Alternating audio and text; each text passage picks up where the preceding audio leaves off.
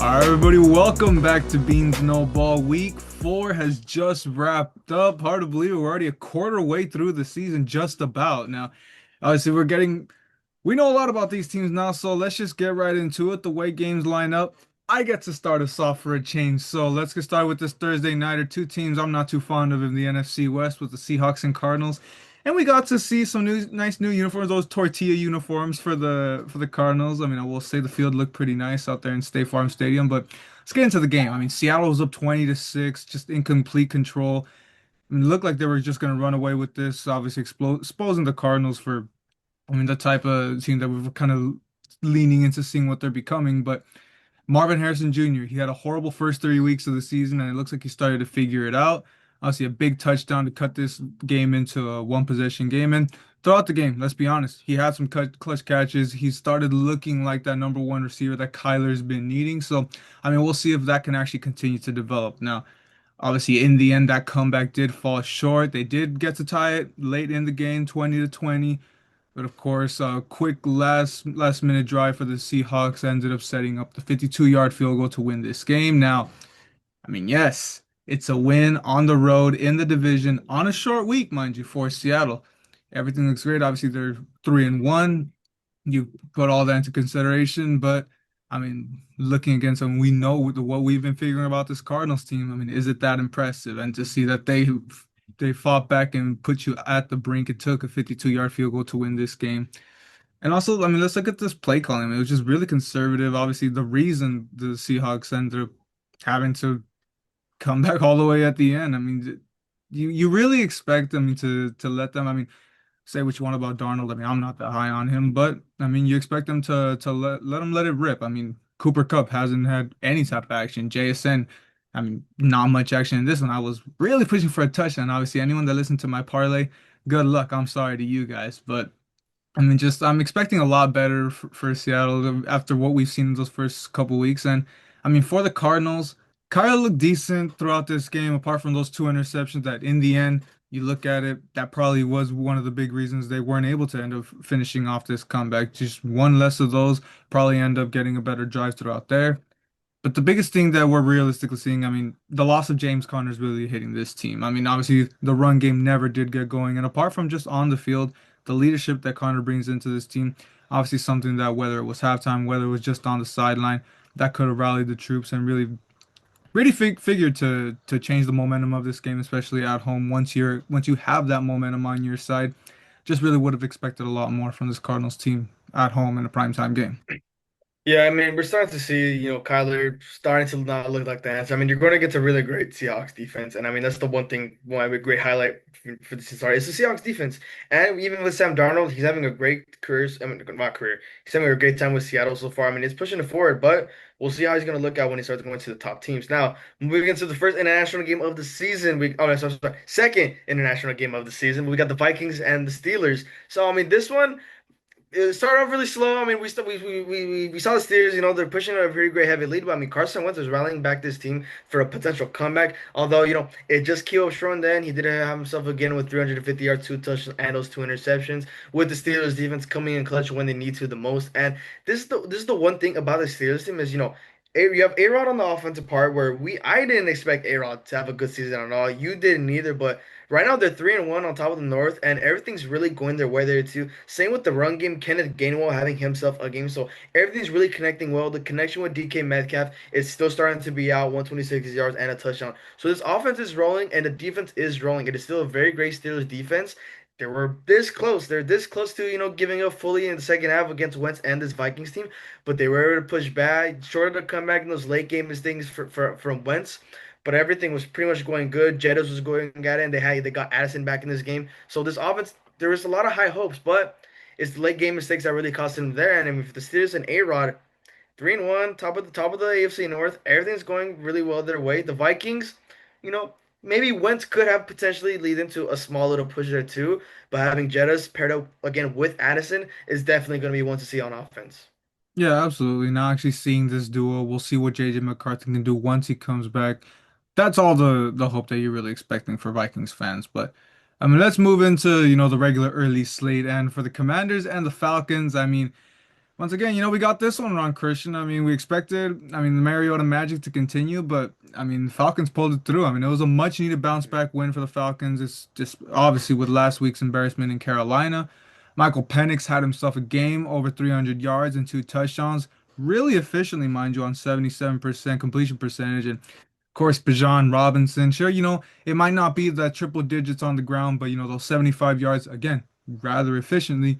And of course, getting back at the end, back into the end zone. Arguably been the most explosive running back this season. He's just so fun to watch the runs that he pulls out. And Drake London, our USC boy, 110 yards and a touchdown. Everyone was cooking except Kyle Pitts. That's someone else. We'll can obviously get into the disaster he's been still. I mean, quietly having another poor season, but obviously a great win for Atlanta, keeping themselves at pace in that NFC South. And as for Washington, it was always going to be an uphill battle without Jaden Daniels, and of course without Terry McLaurin in this game.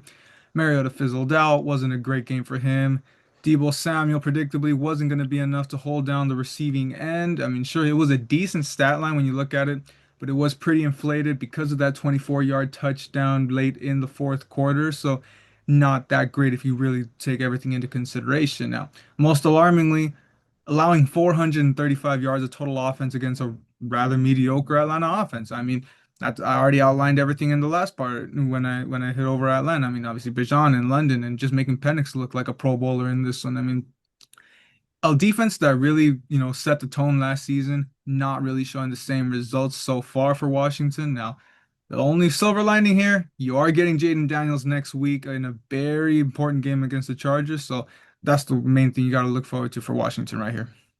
Yeah, it was really a great bounce back with the Falcons, especially after that, performance against the Panthers. But at least with Washington, with Daniels coming back, hopefully that injury is not going to be a crucial part on why he's a little slow there too. But it's definitely going to be a lot of regrouping. But now moving it on with the Saints and the Bills, and this game was close in the beginning to start off there too, which was really surprising. Rattler, I mean, he had himself, another average Rattler game, didn't really do much, but I mean.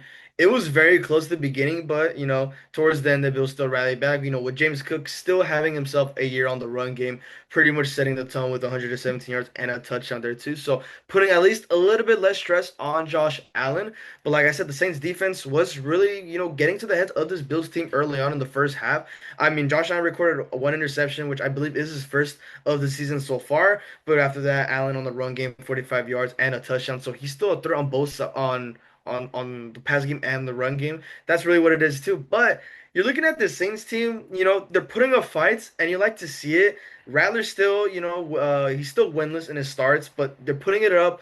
But it just sucks to see, the receivers aren't helping, and especially Olave, his career is getting wasted in New Orleans. It just sucks to see, and with the injuries he's battling and the offense he has to be put in, it's nothing has been going great. I mean, Kamara, that's pretty much the only bright spot on that offense. I mean, 70 yards, that's about the best he can do there too. But the quarterback situation with the Saints, everything's going wrong there too. I mean, hang up a banner and say we put a fight up against the Bills, but it's really not that much. But for this Bills team, they still remain undefeated. They got a big test against Philadelphia coming into next week, and that's definitely gonna be one to see.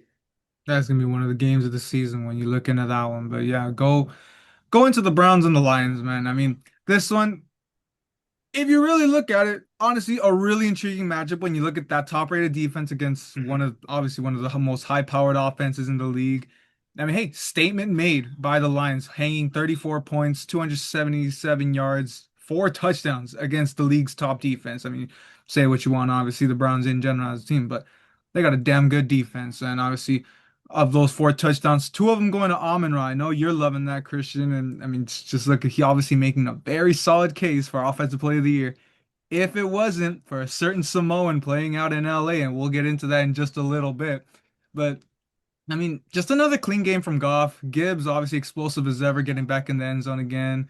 Just an all-around complete game for the Lions. Obviously, even on that defensive side of the ball, obviously holding the Browns to 10 points. Not a great feat, of course. It's just the Browns offense. But, I mean, the fact remains, the win's a win in the NFL. Now, as for Cleveland, I mean, it's not much we can really say. What more did you really expect going against this high-flying Lions team? It's just, I mean, a couple pauses that you can't take from this. I mean, it's another solid game from Quinshon Judkins. He's looking like a really solid, a big piece that can be into this run game once everything starts to develop. The new face, Isaiah Bond. leading the team in receiving. It looks like he can turn into a nice developmental piece to complement this receiving game. And of course, let's just be honest, we're kind of just counting down the days until we finally get to see Dylan Gabriel turn into the official starting quarterback. Joe Flacco's days are numbered, let's be honest.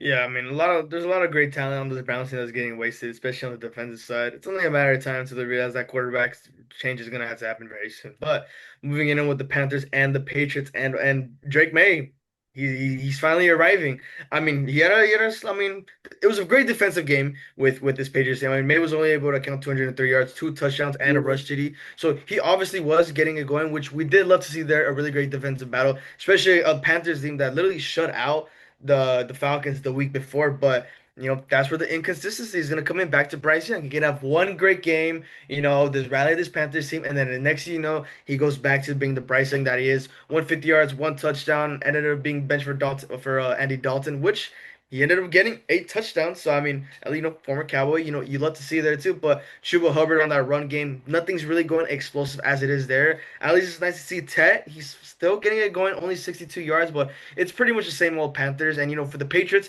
the one thing I kept mentioning, Stephon Diggs, he's gonna have to step up and have himself a game, and he did. 101 yards, finally had himself a game, getting to the receiving core, finally getting adjusted there too. Then on the defensive side, everything was going great against this Panthers team. I mean, Christian Barmore had 5 pressures off 20 pass snaps. He led the team. So this front seven's getting to the quarterback where they really need to be against this Panthers team. They took advantage of that, and then Trayvon Henderson finally got his first touchdown in his career. So everyone was getting mixed up because here Gibson had a TD, Henderson had a TD, May had a rush TD. Everyone in this office was getting a very nice fair share, and it's a really great bounce back for this Patriots team. Yeah, absolutely. I mean, they're a playoff team in my book, so if they can start stacking up the wins. Let's hope. Hmm. Let's hope and see there. But I mean, let's look at arguably the surprise of the week with the Chargers and the Giants. I mean, Christian, what was I telling you when we were making our picks? I got a little feeling, the balls are telling me something. We Should have the went one with time it, right? we didn't Should have went listen. with it. Hey, We didn't listen. JD6. What I say? JD6 over JD5. Jackson Dart has arrived, man. I mean, sure, the numbers don't pop out at you. It's nothing crazy, but he's showing his great dual threat ability. Obviously, a passing touchdown and a rushing touchdown. And look, hey, I'll hand it to you. Exactly like you said in Beantalk. It's nice. We'll see what he can do throwing him in against obviously a high caliber defense like the Chargers. See what he can do. And obviously, Good. it showed out well. Now let's see what he can do against some lower opponent in the Saints next week. But I mean, just in general, I mean, very nice to see this type of performance out of Jackson Dart. Obviously, it wasn't the most high flying one, but we'll let him. It's only his first start, and I'd love to see what he can develop into. But obviously, let's get into something more serious. Malik Neighbors, man. I mean, you just hate to see it. MRIs now did confirm this morning. I mean, he is out for the season, torn ACL. I mean, let's just start this conversation. When are we gonna get rid of that turf in MetLife? I mean, it's caused far too many injuries. And okay, if you don't want to put grass in there, which I mean, let's be honest, that has to be the main thing we talk about. Just put grass in MetLife. But can we at least get some better turf if it's not gonna be grass? I mean, there's so much you could get into, and we can go on and on about turf versus grass debate. But I mean, I'm just prayers for Malik Neighbors. Obviously, we're hoping for a speedy recovery for him, but obviously a big win for the Giants in general. So at least they can hang their head on that. But I mean, let's go to the Chargers side. And you know what? I really want to hate on the Chargers and Justin Herbert for this loss, but I mean, you really can't offensively, at least too much. I mean, they did their part. I mean, O'Marion Hampton finally got it going, 128 yards rushing. Quentin Johnston, obviously, a phenomenal touchdown there, and just under 100 yards receiving. The only obviously negatives you look back into, I mean, Lad McConkey still isn't doing anything offensively. And of course, the turnovers finally getting back to Justin Herbert. Aside from those two interceptions, phenomenal game for him. I mean, still obviously keeping his team in it, but it's those turnovers that are really going to start to hurt you. And I mean, it is in the end a testament of this New York defense. I mean, Sexy Dexy getting very close to a pick six would have been awesome to see that for him. But I mean, just this Giants defense, they're showing what they can be capable of, especially against a high flying offense like the Chargers. We'll see if they can continue stuff like this. Obviously, some new life into the Giants and now with a new quarterback. Yeah, I definitely should have won with balls on this. I don't know why, but he did it against the Don't 3-0 team. you He weren't the did one it that against the said it. 3-0. Let's He not. did it. I'm mentioning it in the I literally mentioned it in B Talk. Don't You even no play no with no no me. no no. I give you your credit. You said that it's a good test for him and see start him here. I'm the one that straight up said Dart's gonna go out in this game. Well, we'll see what's going to happen in the next couple of weeks. But now moving on with the Eagles and the Bucks, and I mean, I hate to see it, the Eagles being 4-0 once again, third time in Nick Sirianni's career.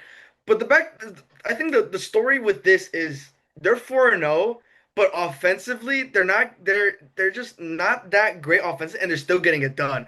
You're looking at Hurts, right? 130 yards, two touchdowns. That all came in the first half. 0 for 8 in the second. Zero passing yards, and they still able to cap it off. Big credit to that defense when it's due there. I mean, the Bucks were making a comeback. Baker was doing all he could. Irvin and Ibuka, they were going off, getting some light in there. But it's just to see that this Eagles team can get it done, even when they're not producing a lot. And obviously, a lot of blame can go to their offensive coordinator. That's where the frustration with AJ Brown is going to come into there. He hasn't been having a great season so far, other than your game against the Rams, where he just decides to go off from there. The playbook finally Only gets the open, second but. half, mind you. Yeah, in the second half, but obviously you could get a lot of blame to this Eagles offensive coordinator. I mean, this offense is it's not explosive. Like, it's not scary, right? Hurts' two touchdown passes to Goddard were under 10 yards in the red zone. I mean, Barkley was held to 43 yards, his lowest again. He did cap off the touchdown, but Barkley's not having a good rushing year either. But again, that's really not going to matter. They're 4-0. They're getting it done, not doing it a lot. And this defense, too, the secondary, I mean, they did it well in the first half against the Bucks. Baker was bringing it back to life, but the pass rush, 40.9% pressure rate, highest for the Eagles since 2024. They're getting it done. And the last drive did have, we saw that too. Baker, the desperation throw to Kate Auden, and we saw what happened there too. And a great step up for Quinyon Mitchell. And Buka taking the spot for Mike Evans at receiver one spot. Lined up, two catches, 6 yards on six targets on 22 matchups against Buka. So there you go, Buka. Welcome to the NFL, taking that one spot. This is what he's going to have to see. It was unfortunate for Baker. The comeback fell short, but the Eagles, even if they don't produce a lot, they're 4-0 and they're still getting it done. Yeah, and like you said, the Buccaneers still in the end, when they're down, they don't go down without a fight. Yep. They were down by too much into this one. But let's get into the Rams, man. Colts Rams, phenomenal game, mind you. I was there. Nice little birthday present from my pops to get me out to SoFi for this one. Obviously, phenomenal experience there as always, and we'll get into something about the experience. But I mean, first and foremost, Christian, I mentioned in the Lions game, give Puka Offensive Player of the Year. I mean, it is done. It is dusted. 4 weeks in, we can already give him the award, man. Once again, 13 receptions, 170 yards and a touchdown. And we look back, I called it just almost down to a T in my post just a little before the game, but just yet again a phenomenal game for him. Still leads the league in receptions and receiving yards.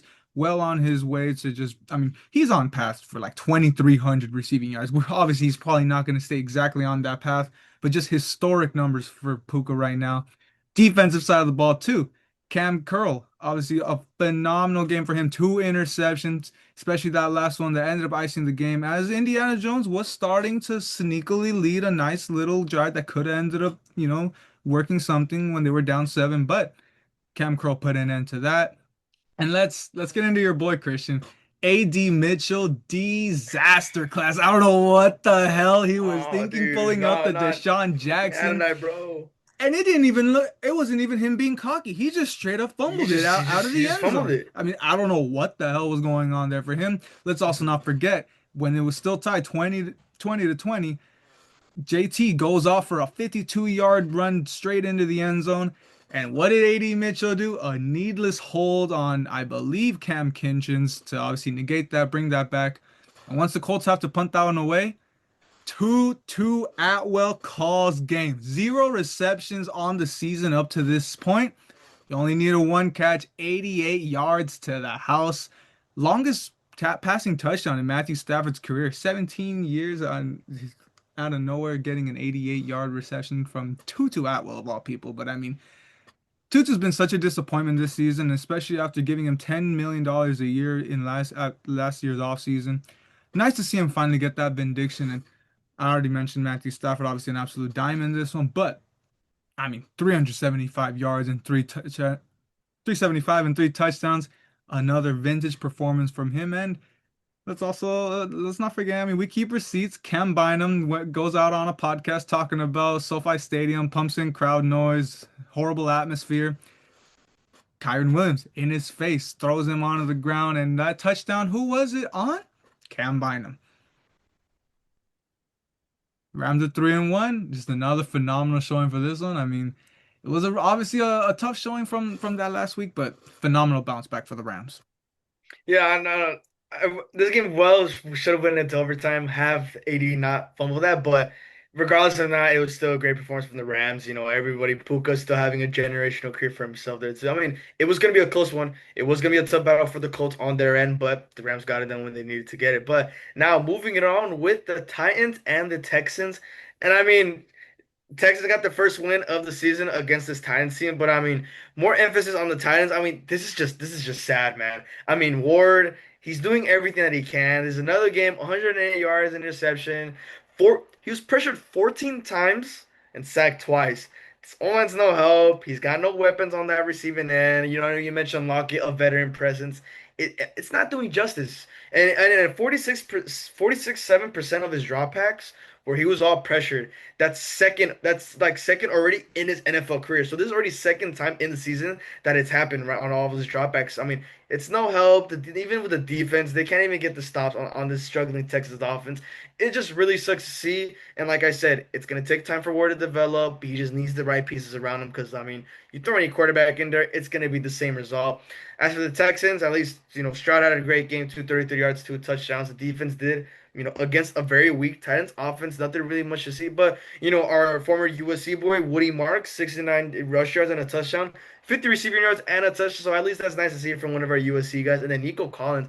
I mean, what was it with L'Jarius Sneed was like throwing some shit at him in an interview, and then boom, Nico Collins, 79 yards. I mean, you love to see it when players can't back up their talk, just like Cam Bynum with the Rams. But you love everything there. But still don't know mistake, this morning, right? The O-line's already bad enough with the Texans. They traded Cam Robinson and a 2024 7 to the Browns for a 2027 6. So, I mean, I don't know what that front office is cooking. I mean, they already messed up, trading Tunsil away. But, I mean, Texans finally on the board with the win against the very bad Titans team, man. Cam Ward, Also, I pray for you, man. I pray yeah, for Cam also, Ward. I mean, talking about that trade, I mean, what are the Browns doing going for that deal? I mean, they're not a Yeah. serious team right now. So, I mean, in general, I mean, a yeah. team that is reeling on O-line, a team that has no reason buying at this point. I mean, who knows? I mean, I they mean, know more than they did it us, for the fun. They maybe. did it for the funnies, just for the heck of it, you Christian, know? let me send you, oh, I don't know, Tutu Atwell for Dak Prescott.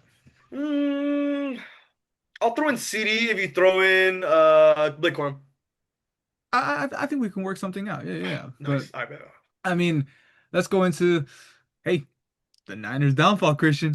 The Jaguars take on the Niners in Santa Clara, and a Man, big win for the Jaguars into this one. I mean, all around. I mean, just all sides of the game, just phenomenal showing. I mean, you want special teams. Parker Washington with that beautiful punt return touchdown, obviously setting the tone for themselves. Jaguars defense forcing 4 turnovers, 2 interceptions off of Brock Purdy in his return, and 2 big forced fumbles. One of them again being Brock Purdy. So, I mean, just obviously just vicious, vicious defense into this one. And offensively, Travis Etienne out of nowhere, huge game for the boy. I know, my dude. fantasy It, steal. and I don't know, your fantasy team went off this week. We can talk about that one too. But I mean, 160, just 160, 165, dude. Jesus. Ooh. Man, I'll get yeah, into that in the man. Cowboys game. But yeah. Yeah, man, but just I mean, in general, just a phenomenal showing. Like I'm saying, Travis Etienne, obviously, like I said, 124 yards and all that he did. Trevor Lawrence, just a phenomenal game for efficiency, something he's obviously not that known for, specifically in that short game. Just, I mean, just everyone in general. I think the one main thing that we could still hang our head on for the Jaguars, Brian Thomas Jr. Everyone's steal in fantasy this year. I mean, still has not been able to get involved in the Liam Cohen offense, and like we mentioned in the last one, the same Shane Waldron, the still in that pass game coordinator. We'll see if something still has to do with that. But I mean, realistically, just phenomenal showing for the Jaguars overall. And getting into the Niners, I mean, sure, I mean, I'm not gonna hang too much on them. I still think the Jaguars are a good team. They're my winner in the AFC South, putting up 21 points on them. My main thing for this, Christian McCaffrey. Honestly, we see it, he's been awful on the run game, but on the receiving game, out of nowhere, turning into a serious receiving threat. 6 receptions and 92 yards and a touchdown in this one. and currently third place in receptions and seventh in yards in the whole league. I mean, who knew we got a dual threat in Christian McCaffrey? And obviously the injuries are killing his rushing attack, but he's turning into a beast of a receiver right now. Yeah, I mean, really, the Jaguars. The story of this was the turnover battle. I mean, the Niners were just turning the ball over to the Jaguars team. And that's pretty much what got the bridge for the Jaguars team. But I mean, it was still a very close game. I mean, Brock Purdy's coming back from that injury, so you know, really wasn't expecting him to look Yeah, like his and that old was the self main there thing. too. Yeah, I Yeah, forgot to throw that in from him my coming back from notes. his Yeah, I injury. mean, it's a mixed bag from him. I mean, 300 plus yards and yeah, the two touchdowns, but also two interceptions and you lose a crucial fumble. So, I mean, you Hmm. not the greatest from him. Yeah. I mean, yeah, I mean, the whole Niners team was just too injury prone. I mean, we mentioned it already. It's too much injury, but I mean, with what they were working, they kept it very close. It was just a turnover battle that really got to them. But now moving on to the Ravens and the Chiefs. I mean, death, taxes, Mahomes on one leg, something about him and Lamar. I mean, he's gonna be Lamar no matter what when it comes to it. And it really showed. I mean, Mahomes had himself a game, 270 yards, four touchdowns. And Xavier Worthy, after that shoulder injury in week one, he finally came back, 38 rush yards, 83 receiving yards in his return. No touchdown, but still made a huge factor in that offensive game. So at least we're seeing that that shoulder is not playing a huge effect into his performance, which is really which we really love to see there too. I mean, the injury's not going to looking like it's not hindering them, and he played a big role in that offense. And then again, Mahomes did not lead the statistic in rushing. So let's go. We're keeping that streak alive there too. But the run game's not good with Pacheco, which it sucks to see, but at least Brown, Juju, Pacheco, and Thornton Thies recorded a touchdown to get the offense going. So a lot of great things too on the defensive side. Nick Bolton 5 pressures on 10 rushes, which is team high, really great piece, and that's too. And then the O line as well. I mean, big shout out to guard Kingsley Suataya. I know I butchered that name really, really bad. I tried practicing it before the video, but zero pressures on 41 pass blocks. His first career game allowing zero pressures. And put into perspective, the first 2 weeks he's allowed eight combined. So there's a really big step up against the Ravens front seven. But this Ravens team, I mean, the injuries. Lamar Love with the hamstring injury. Rush went in for some time left. Marlon Humphrey's gonna miss some time with the calf injury. Ronnie Stanley couldn't even last the first quarter with an ankle. Roquan Smith's gonna be out multiple weeks with a hamstring injury. Nate Wiggins left with an elbow. I mean, the list continues. And then Indami Madubuike again. Dami Madubuike. Dami Matabuki, there, thank you again. He's out for the season for the neck injury. I mean, the injuries are gonna stack, and it really sucks to see there too. I mean, the Ravens, they're bottom. I mean, well, the third in the North, but still in the bottom. But and then Henry too being held for 47 yards. I mean, nothing's really clicking with this Ravens team, and the injuries. It's really gonna be another huge impact there moving forward. Yeah, think about it. You're 1-3 now, and just the injuries piling up on defense. Offense really hasn't been clicking. I mean, Hmm. it's it's getting alarming for Baltimore. And Yep. now, obviously, I mean, you can also pump the brakes, look at the teams that they've had to play and the teams that they've Yeah. been losing against. But I don't know, man. It's getting late early for Baltimore, and obviously in a division that out of nowhere the Steelers are looking like a genuine threat. I mean, they got to figure it out fast. But Yep. let's move it on. One more afternoon slate game here with the Bears and the Raiders, and what a game this one was. I mean, I'll start off with the Raiders. I'll give them some praise. Ashton Genty goes back to his college stance and goes absolutely ballistic. 138 yards and a 64-yard touchdown. Then obviously tack on two more receiving touchdowns. I mean, swear we got Boise State Ashton Genty back. Obviously on the defensive side of the ball too, Max Crosby. I mean, three tackles for loss, an interception, and a forced fumble. I mean, anything you would have wanted. The Raiders, I mean, should have blown out the Bears if you really look at just those two stats. But what was the common denominator in this one? Geno Smith. I mean, a three interception game, which despite it honestly didn't have a bad game if you eliminate those interceptions, but you can't eliminate those interceptions. That was the story of the game. The damage And he was leads the done league in there. interceptions too. He leads the league in Exactly. interceptions. I mean, and oh, who was right about Geno Smith, Christian? The both of us. I mean, that Yeah. we know. I mean, hey, he's writing back now. That's the thing with him. But I mean, just overall, I mean, let's also just talk about the Bears. I mean, just in general, it's it's not the greatest offensive showing. I mean, per se, in the end, but I mean, Caleb Williams, like I said, not that efficient, but he is still building off last week. I mean, did it obviously doing enough to put his team in a position to win with those 212 yards and the touchdown of which going to Roma Odunze, which again, Would have loved to see him get more involved, only getting 4 receptions for 69. But of course, getting into the end zone, that is going to be big for him. And I mean, DeAndre Swift, again, not really getting involved at all, held under 40 yards, but getting into the end zone. So as much as the production is getting really spread around, I mean, you would have wanted to see, your stars making a name for it, but they're getting into the end zone. That's what matters. They're putting themselves in position to win and just barely in position to win as it came down once again to special teams, obviously with that blocked field goal right at the end to win it. So, I mean, yeah, Raiders should have had themselves, despite the 3 interceptions from Gino and everything, should have been in position to still pull this one out. But obviously, Daniel Carlson leaves it just a little low, and the Bears end up pulling this one out.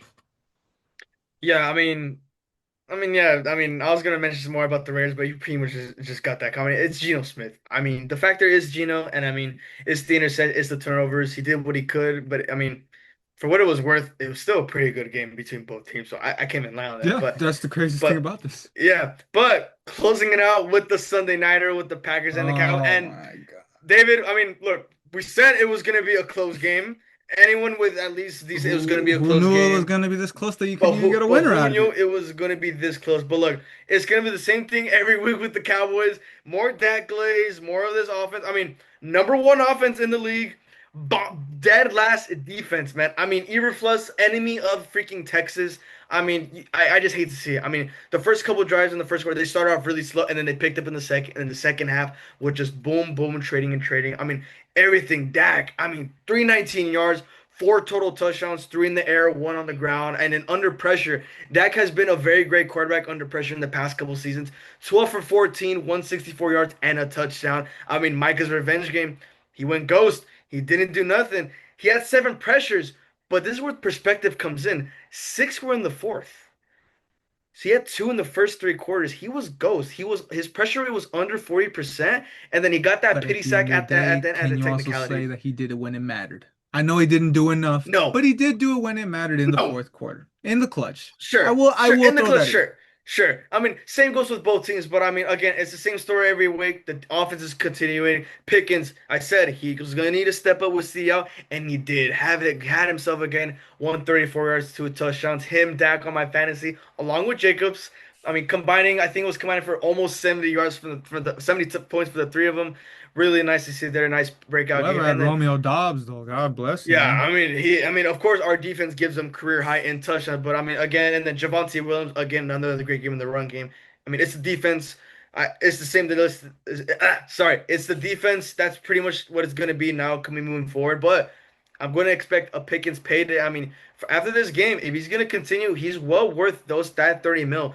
You put more into his perspective. With AJ and Devonta combined, he only has 9 less yards and double the touchdowns on less than 15 targets. And sure, yeah, you can still put the blame because Hurts isn't throwing the ball much with this with the offensive plays they're calling. But you're putting into perspective with two receivers that are supposed to be top 10. I mean, Pickens is doing it when he just get up on the receiving one role. I'm really starting to even love the signing even more after glazing when it first happened. Yeah, absolutely, with good reason, bro. And hey, Yeah. it's just so bad that this game had to end up in a tie. I mean, you got to get rid Yeah, of it this. was I it was a mean, great game. do we I got mean, to bring one in the second, man. college One rules? one one freaking second. That without one Also, second, let's be man. honest, The yeah, incompletion. very, very poor clock Yeah, management from Matt LaFleur yeah. and the Packers there. But I mean, yeah, sucks we had to get a tie. But I mean, yeah, that was hmm definitely a damper It into the was. It festivities was. last night. But I mean, let's get into Christian. Your favorite, the Monday night doubleheaders, and of course, I mean, I was at Mm. work. I didn't get too much in this, but I'm gonna do my part to do what I can with this Jets Dolphins game. Darren Waller, obviously coming out of retirement to join the Dolphins and 2 touchdowns. I mean, sure, aside from that, didn't do much. It was the 2 touchdowns reception combined for 11 yards, and in total, he only had 3 receptions for 27, if I'm not mistaken.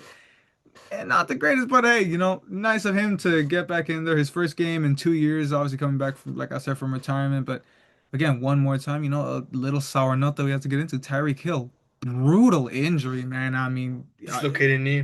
thankfully, yeah, like thankfully, just a dislocated knee. I was positive he had ruptured his ACL in that, but I mean, thankfully, I mean he's gonna miss time, obviously, but it won't be as bad as it initially looks now. I'll give the Jets a little bit of positives. I mean, hey, Justin Fields, that rushing attack. I mean, it's on and off this season, let's be honest, but I mean, it was on in this one. 43-yard rush, obviously keeping the Jets into this game. And also right at the end, obviously it was too little too late. Call it garbage time touchdown if you want. But Garrett Wilson was one of the most beautiful touchdowns you're gonna see this season. Obviously, very nice pinpoint accuracy from Justin Fields right there too. But I mean, in the end, I mean, not the greatest stat showing for Tua Tagovailoa in this one, but he did what he had to do, kept this team in it. And like we said, without Tyreek, I know it was a battle of mid, battle of ass, whatever you want to call it with these two teams, but Dolphins got it done. They're up to 1-3, up to 1-3, and I mean the Jets, Christian, your seventh seed, your playoff hopeful, 0-4. Oh, Yikes. hey man, everybody loves a Cinderella story, man. It's only 4 weeks of football. All right, Justin Fields, take me to the promised lands. I was really pulling for a comeback for Justin Fields from the way the momentum was shifting, but like you said, it was a little too late. Had there just a little bit more time. But I mean, hey, he had himself a game. He tried putting the team on his back where they needed to be with everything that's been going on with the Jets. But closing it off with another battle of mid. I mean, the Broncos and the Bengals, 28. Ooh, 28-3. Ooh, Falcons fans. But I mean, yeah, I mean, Bo Nix, I mean, he got it done when he needs again against a very struggling Bengals team. 326 yards, two touchdowns, and an interception. But I mean, who cares at this point? I mean, the whole Bengals team, all right? I mean, you don't have Burrow, and the whole offense is in shambles. I mean, we saw, I mean, well, at least I saw, you were at work. I mean, Jamar Chase was having some words with Zach Taylor, and then you're looking at it, right? Surtain's on him. I mean, sure, yeah, the offense, the playbook, everything's not going well with, Jake Brown at quarterback, but I mean, Jamar had his fair share of targets.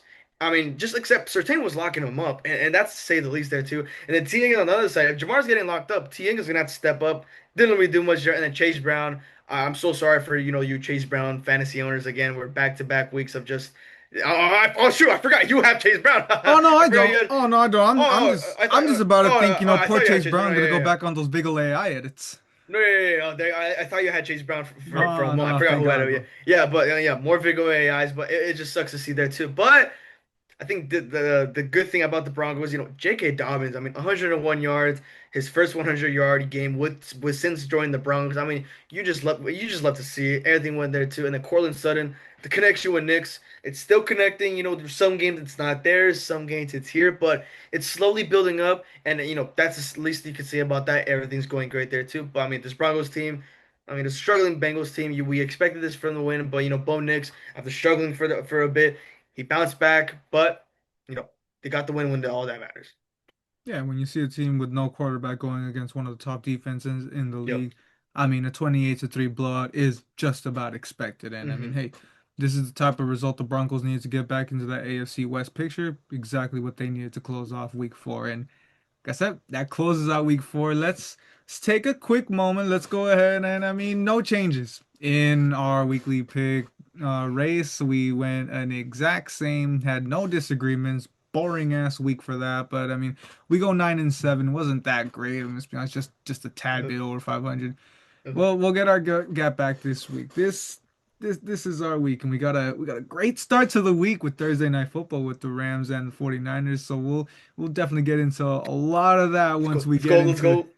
Let's go, Juwan Jennings. Oh I don't even know. boy, I didn't even check the injury report. I don't think he. I don't I even don't, know I to don't be know. honest, but All yeah, I know is Parcells not playing in that game. But I mean, yeah. we'll definitely get into all of that on Bean Talk on Thursday morning. We'll be recording that a little early, so might miss some stuff on the news, might be a tad bit outdated once we get that. But be sure to tune in on Titan Radio, 7 a.m. Thursday morning, and of course back at 10 a.m. on YouTube. So thank you guys for watching. Be sure to like and subscribe, and we will see you guys on Thursday.